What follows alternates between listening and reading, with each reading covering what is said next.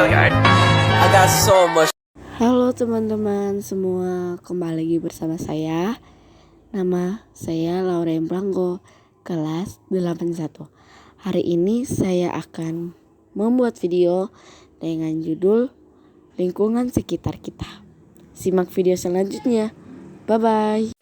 Teman-teman, permasalahan lingkungan sekitar kita, kalau teman-teman tahu, masalah lingkungan tentang sampah plastik. Sifat sampah plastik tidak mudah terurai. Proses pengolahannya menimbulkan toksit dan bersifat karsinogenik. Butuh waktu sampai ratusan tahun bila terurai secara alami. Selalu menjadi masalah utama dalam pencemaran lingkungan, baik pencemaran tanah maupun laut. Jadi teman-teman tahu kalau kita membuang sampah plastik sembarangan dan sudah terkumpul banyak, maka akan susah terurai. Tidak akan mudah kalau mengurainya, karena itu bisa sampai bertahun-tahun, bisa sampai 100 tahun. Gak mungkin juga kan guys, kalau kita mengurainya dengan secepat itu. Nah teman-teman, pertama ada pertanyaan, apa saja masalah yang ditimbulkan oleh sampah plastik? Dampak yang ditimbulkan dari sampah plastik berupa jika sampah plastik dibakar secara terbuka atau open burning, dapat menyebabkan polusi udara yang dapat menimbulkan penyakit kanker. Pada dosis yang lebih besar bisa mengakibatkan sakit kulit yang serius, yang disebut klorogen. Sampah plastik juga dapat mencemari lingkungan sekitar kita. Kalau teman-teman tahu, sampah plastik dibakar secara terbuka atau di open burning itu dapat menyebabkan polusi udara yang dapat menimbulkan penyakit nih.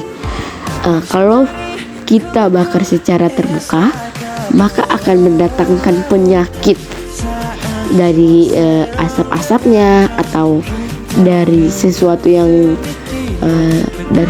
sudah dibakar.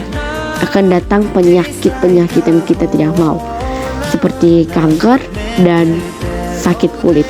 Karena kalau kita mendapatkan kanker dan sakit kulit, itu sakit yang paling berbahaya daripada semua sakit guys. Memang ada yang lebih bahaya daripada ini, tapi jika kalian tidak mau, maka jangan pernah membuang sampah plastik sembarangan, apalagi sampai menumpuk. Oke? Dan kedua adalah apa saja bahaya dan risiko penggunaan plastik? Penggunaan berbagai jenis plastik secara berlebihan dapat berdampak negatif bagi kesehatan dan lingkungan. Bagi kesehatan, penggunaan berbagai produk plastik dapat menimbulkan penyakit berbahaya seperti kanker, gangguan kehamilan, dan kerusakan jaringan tubuh lainnya. Jadi teman-teman, kalau kita sudah dibilang memakai jenis plastik secara berlebihan, itu dampaknya itu sudah tidak baik lagi, seperti yang dibilang berdampak negatif untuk kesehatan dan lingkungan kita sendiri. Jadi kalau kalian tidak mau muncul penyakit-penyakit yang tadi, kalian kurangi pemakaian jenis plastik secara berlebihan. Dan kanker bisa muncul di saat kita memakai penggunaan berbagai jenis plastik, dan gangguan kehamilan pun sebaliknya, dan kerusakan jaringan tubuh lainnya seperti yang tadi, sakit kulit. Oke teman-teman, selanjutnya yang ketiga adalah permasalahan apa saja yang ditimbulkan oleh sampah. Dampak membuang sampah sembarangan akan merusak pemandangan, seperti saat kita di pantai, dan sampah-sampah yang dibuang secara langsung itu di saat kita menikmati pemandangan yang indah tidak akan bisa lagi guys, karena pemandangan yang kita lihat ya di situ seperti plastik yang terbuang sudah bisa termasuk merusak pemandangan, mendatangkan bau yang tidak sedap. Di saat kita lagi makan di restoran atau dimanapun, sampah yang dibuang sembarangan itu baunya sudah tidak enak lagi guys kan.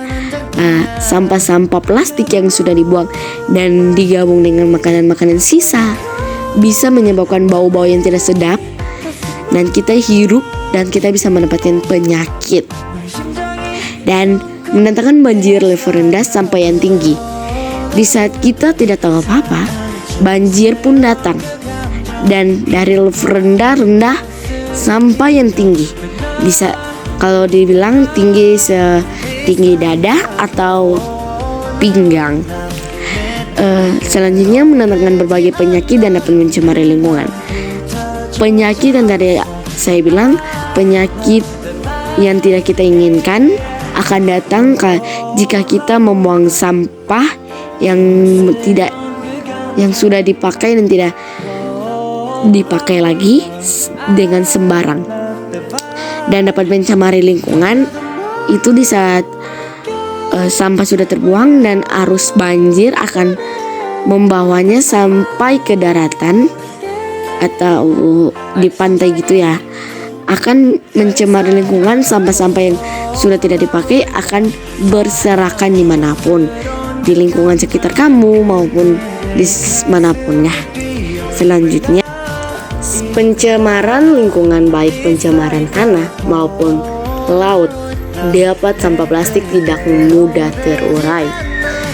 Barang-barang plastik dapat terurai di tanah 1000 tahun lamanya, sedangkan kantong plastik 10 hingga 1000 tahun.